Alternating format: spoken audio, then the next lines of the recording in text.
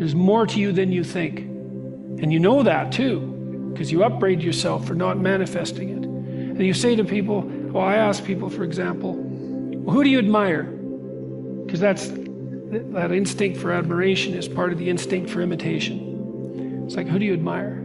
You admire people who are completely irresponsible. You admire people who can't take care of themselves. They can't even take care of themselves. Here's the most admirable person. Completely useless to themselves, maybe even counterproductive. Just a bloody catastrophe for their family, and like, what would you call a social danger. Like, no one admires that. No one admires that. It's like you start minimally. Can you take care of yourself? At least that'd be the first thing. And then is there enough to you so that maybe someone else could rely on you now and then?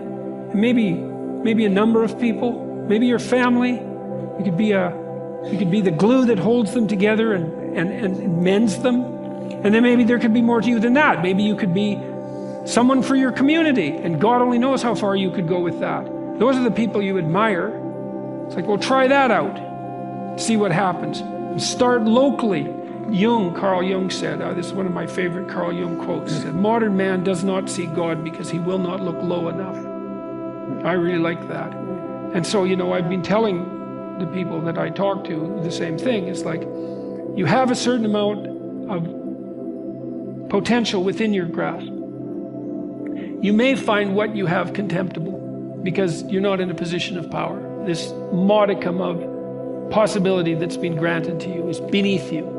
And so you do nothing with it. And so you get nothing from it.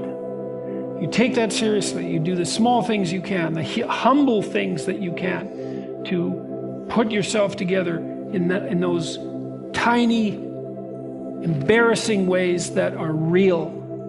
And if you do that enough, you'll fortify yourself, and that will work. And one of the things that's been unbelievably heartening to me, it's ridiculous, really. Like,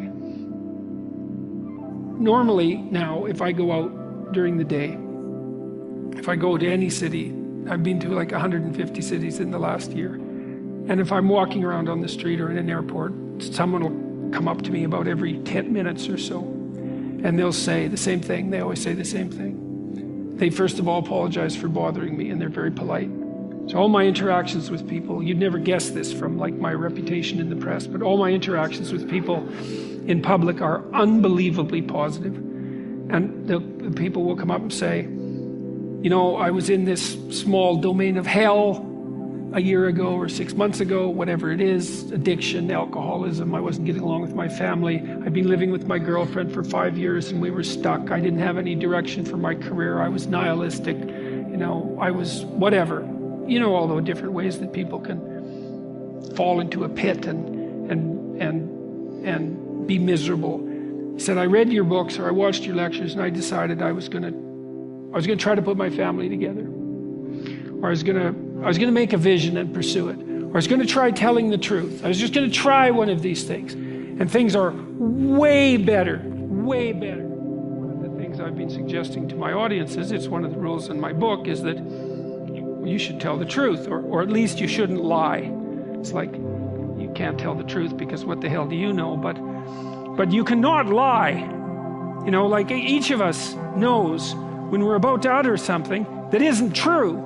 Now, sometimes maybe you're confused about it because you're ignorant and you're biased, and so you say something and it might be true and it might not be, but you're not clear about it. But sometimes it's pretty damn clear that you say something or you do something that you know perfectly well not to be true, and you do it anyways. And the proposition that Genesis puts forward is, if you act in truth, then the order you produce is good, regardless of how it appears. It's an axiomatic statement of it's an axiomatic ethical proposition that the job of whatever extracts order from chaos is properly done if it's done in truth. And that's worth thinking about, because it might be true. And then the question is like, well, do you believe it's true? That's a good question. It's not a religious question even, it's a practical question as far as I'm concerned. And my sense is that people just believe that this is true, deeply. And the way you can tell that is not by what they say, but by what they do. And so, for example, one of the things that you might observe is that, you know, if you love someone, your children, let's say, you don't tell them that the best way to get through the world is to lie about everything all the time.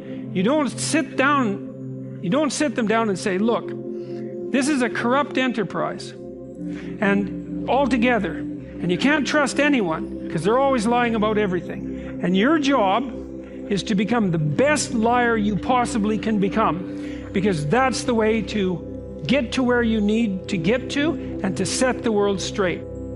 No one ever does that. And so, if they don't do that, which would be belief in the lie, then they must assume something that's approximately opposite. And I would say that most people are not pleased when they catch their children in a lie.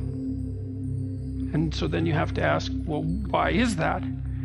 It has to be because people believe that the truth is the proper way to proceed. And it isn't obvious why they believe that, but it's obvious that they act as if they do believe that. It's an unbelievably positive thing to see, and it's a real thing. You know, it's like, it's so interesting to watch the fact that all people have to do is put some of these things into practice, and all of a sudden that little modicum of potential that they had, because they got humble enough to deal with it properly, starts to expand and expand. And like, I believe, and I do believe this, and I think this is part of the Christian message fundamentally, is that there's actually no limit to that expansion. You know, because in some sense, like, we are this weird combination of finite and infinite. Like, we're related to the infinite in some manner, obviously, because the infinite exists, and here we are, and so we're related to it in some manner, and I don't know what manner that is, but I don't know what the limits are. It's like if you were the best person you could be, you know, truly, if you decided to live by truth and to aim at the good, and you really did that, you put your whole heart and soul into it, like that's what you were staking your life on, because you're staking your life on something.